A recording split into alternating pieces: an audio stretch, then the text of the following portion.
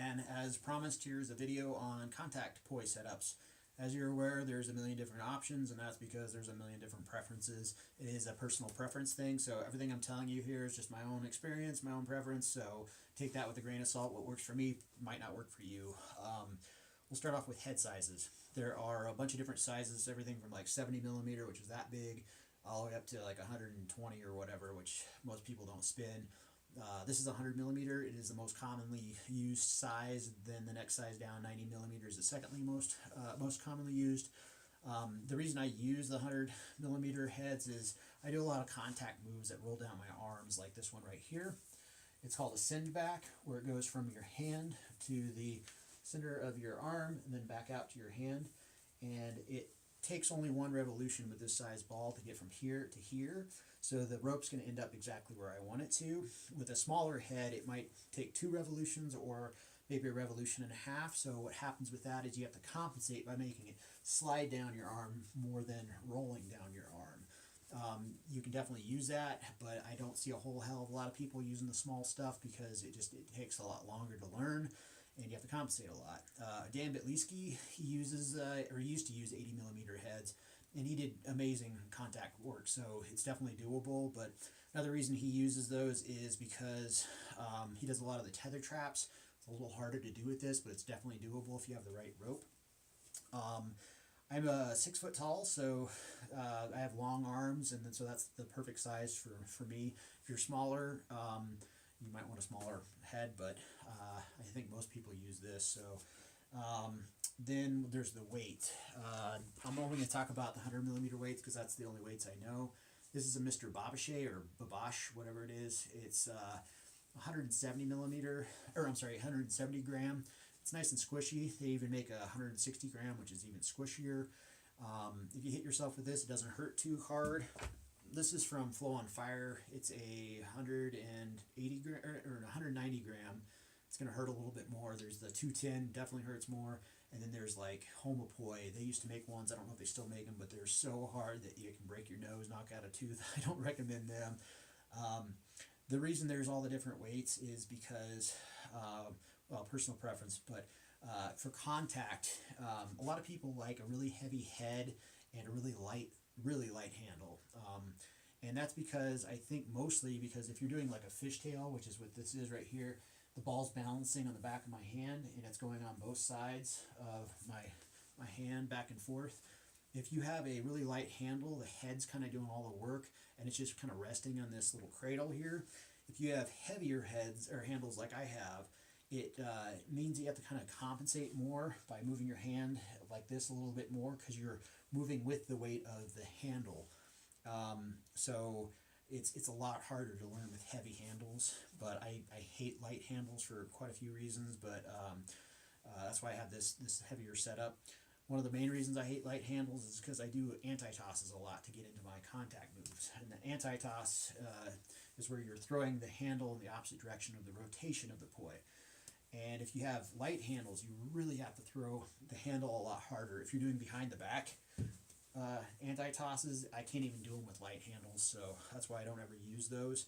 Another reason I don't like light handles is if you're doing regular tosses, it feels like the head isolates for a second when you let go, and then it kind of goes up. I'm sure you can compensate for that, but it just doesn't feel very good to me. But let's see. If you're going to go with light handles, get like a 3D printed knob.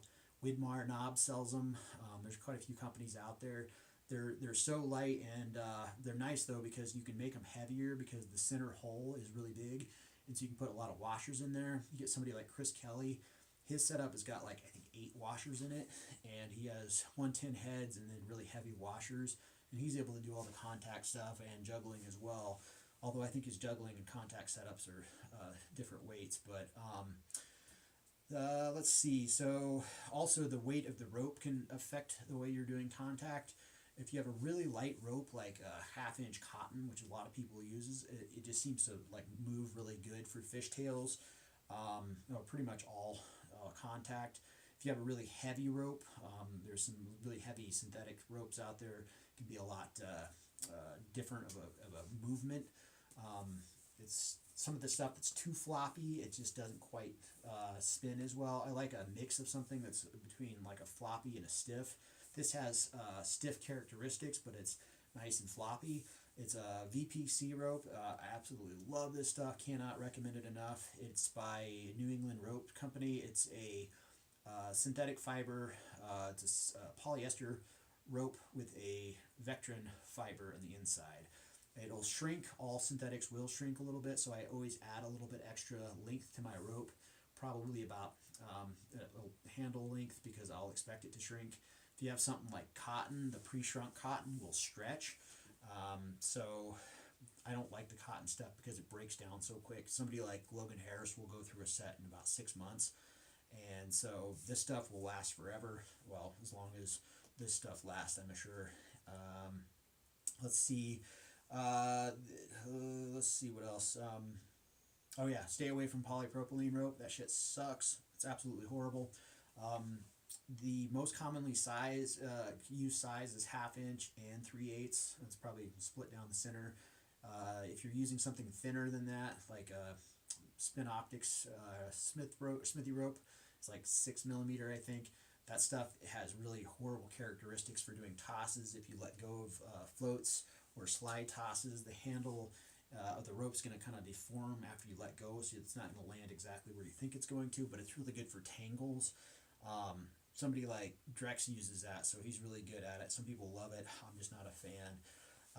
If you have really stiff rope, like static rope, it's going to be more for doing a lot of juggling. Dynamic ropes and this sailing rope is kind of what I recommend because it's the best of both worlds.